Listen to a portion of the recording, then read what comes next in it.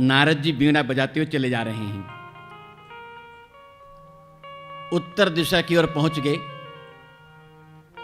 और जैसे वहां जाएं, आज नारद जी के मन में आ गया कि मुझे थोड़ी तप करना है, थोड़ी साधना करनी है। यह भी तप है। चाहे जहां रहो, जैसे रहो, समय हुआ बैठ गए। नारद जी कहते हैं मुझको तप करनी है, साधना करनी है। और साधना किसकी करनी है? ये जो भेद है, ये भेद मिट जाए बस। है बड़ा कठिन, सुनने में बहुत लगता है सरल। ये एक वाक्य है, शायद सुना गया होगा।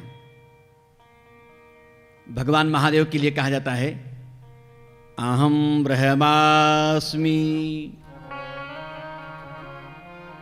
4 महावाक्य हैं। 4 महावाक्यों का पहला महावाक्य है ये, अहम ब्रह्मास्मि। मैं, अहम यानी मैं ब्रह्म हूं। और है भी ऐसा। धीरे धीरे व्यक्ति अगर साधना के मार्ग में लगा रहे, मैं वचन तो नहीं देता हूं, पर मुझको भरोसा है कि लगे रहते रहोगे, लगे रहोगे, लगे रहोगे, कभी न कभी उसके स्वरूप का कुछ बोध होने लगेगा। नारद जी यही तप कर रहे हैं, अहम ब्रह्मास्मि। सबसे बड़ी चिंता किसको होती है? पूजा पाठ का विरोध कौन करता है? जिसको लगता है कि ये पूजा करेगा, पाठ करेगा, तो कहीं मेरी वस्तु छिन न जाए। ये बस। कौन है ये? इंद्र है। इंद्र को लगा ये नारद कहीं तपस्या करते करते मेरे पद को न ले जाए। मैं देवराज हूं, अधिपति हूं, अमरावती मेरी है। एक काम किया इंद्र ने हो, कामदेव को और वसंत ऋतु को जहां नारद जी तपस्या कर रहे हैं वहीं भेज दिया। क्यों? राजा है, उसकी बात सुनी जाती है। और आपको कहूं, नारद जी यहां बहुत सावधान हैं और खूब कहता रहता हूं, आप कभी भी मंदिर में जाओ, किसी भी अपने आराधना स्थल पर जाओ या कथा में जाओ, कहीं भी जाओ, तो एक काम करो ना। अब लोग कहते हैं महाराज जी मन नहीं लगता, क्या करूं? ये बड़ा मौलिक, मन नहीं लगता है। तो मैं उनको कहता रहता हूं, मन न लगे, मन भटकता हो तो समझो अब कोई अच्छा होने वाला है। क्यों? आग पर राख होती ही है, हवा का झोंका आता है, राख उड़ने लगती है, भीतर छुपी आग प्रकट हो जाती है। ऐसी है। ये कथा में आओगे तो जो आत्मा पर मन रूपी राख लगी हुई है, कथा रूपी हवा का झोंका आएगा, मंत्र रूपी हवा का झोंका आएगा और मन रूपी राख उड़ने लगेगा। भीतर छुपी आत्मा रूपी आग प्रकट हो जाएगी।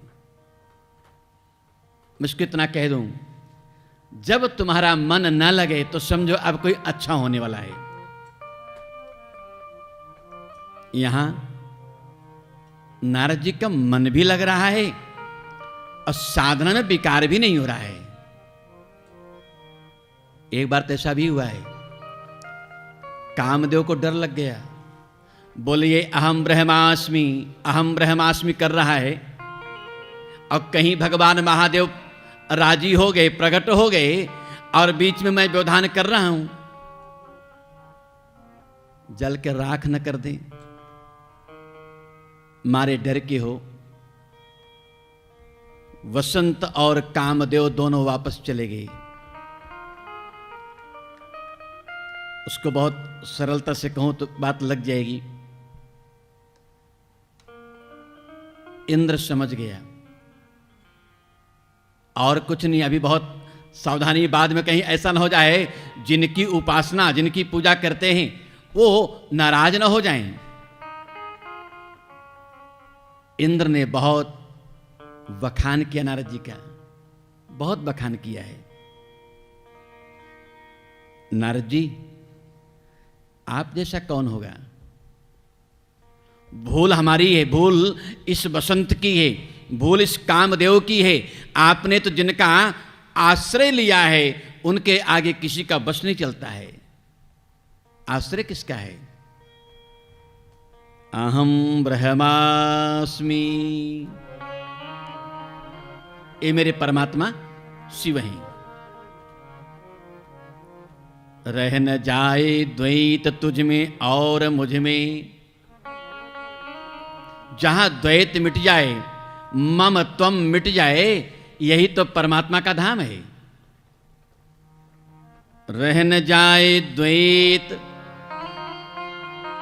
तुझ में और मुझ में, जा रहा हूं इसलिए हस्ती मिटाए।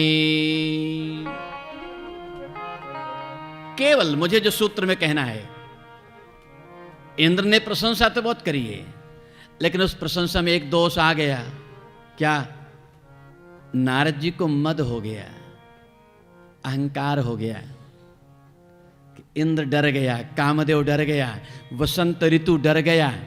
और नारद भक्ति सूत्र को एक सूत्र वहां का बोल दूं, परमात्मा का सबसे बड़ा शत्रु कौन है? सबसे बड़ा एक है,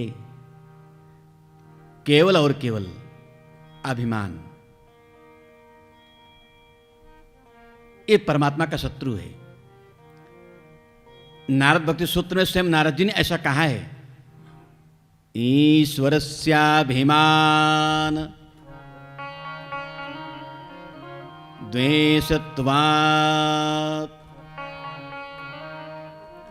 अभिमान मेरे प्रभु का शत्रु है। दैन्य प्रियत्वाच्च, और हाथ जोड़ लीजिए, उस अपराध को अपराध मान करके स्वीकार कर लीजिए। उसका इतना बड़ा उदार कर्म वाला है, सारे अपराध को क्षमा कर देता है। मैं और कहीं नहीं जाऊं, शिव कथा में रहूं। नारद जी को रोग लग गया, इंद्र भी डर गया, वसंत भी डर गया, कामदेव भी डर गया। उसको इंद्र ने थोड़ा संभाला, अरे नारद जी कहीं ऐसा ना हो जाए कि आपको यहां वहां की बातें सुनने, कहीं कहना मत। अच्छा किसी को बोल दो ये बात कहना मत, तब तो पक्का समझो ये बात कही जाएगी, सुनी जाएगी। ये बहुत इसका सीधा फार्मूला है। छुपाया क्या जाता है? जहां तक मुझे लगता है मंत्र को छुपाओ, अच्छाई को छुपाइए और कमियां खोल कर रख दीजिए। कमी को जितना खोलोगे, विकार को जितना प्रकट करोगे, आपका जीवन उतना पवित्र होता जाएगा। नारद जी कुछ नहीं माने हो, बीणा बजाना बंद हो गया। जो राम नाम की धुनी गाता रहा, बीणा बंद हो गई। पहुंच गए ब्रह्मा जी के यहां, और ब्रह्मा जी को लगा कि आज नारद आ रहा है। अब नारद माने होता क्या है? किसको कहते हो नारद? नार माने होता है पानी। नार माने पानी। भगवान का नाम क्या है? नारायण, ये तो नाम है। उसमें दो शब्द है, अलग अलग करो ना। एक नार है और एक आयन। नार यानी पानी, जल। जल ही जिनका घर हो जाए, ऐसे परमात्मा को तुम नारायण। मेरे नारद जी का नाम है नारद। नार माने पानी। नारेषु जलेषु ददाति यह। जल में जो प्रगटा दे परमात्मा को, उस तत्व का नाम नारद है। नारद कोई सामान्य महात्मा नहीं है। मैं हमेशा कहता रहता हूं, भगवान को प्रगटाने का सामर्थ्य नारद में है।